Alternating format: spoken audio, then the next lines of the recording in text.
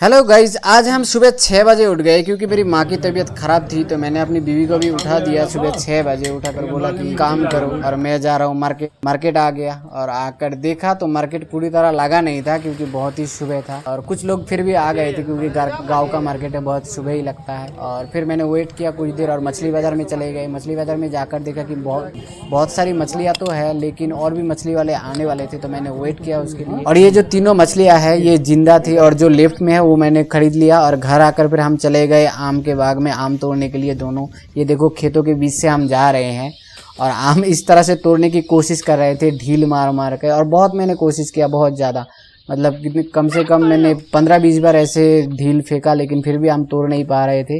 लेकिन एक बार फेंका और देखो आम नीचे आ गया, और एक ही आया था, लेकिन हमको बहुत सारा तोड़ना था क्योंकि जो मछली का जो कारी बनाना है उसमें भी देना है और आम का चटनी भी बनाना है।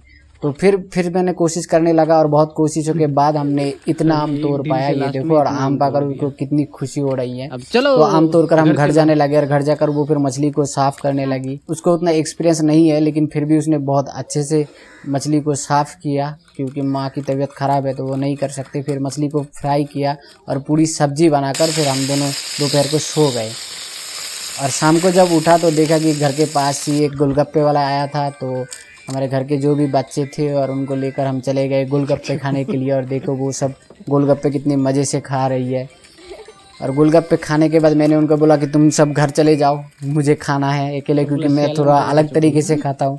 तो वो सब चली गई, लेकिन मेरी बीवी को बोले नहीं, मैं नहीं जाऊँगा, मैं आपके साथ ही जाऊँगा। तो मैंने फिर प्लेट बनवाया 2 ऐसे, और बनाकर हम दोनों फिर अच्छे से खाए। खाने के बाद घर आए। और हमारा ब्लॉग अगर आपको पसंद आता है तो अगर आप यूट्यूब पर देख रहे हैं तो चैनल को सब्सक्राइब कर, और फेसबुक पर देख रहे हैं तो पेज को फॉलो और लाइक करिए। Thank you.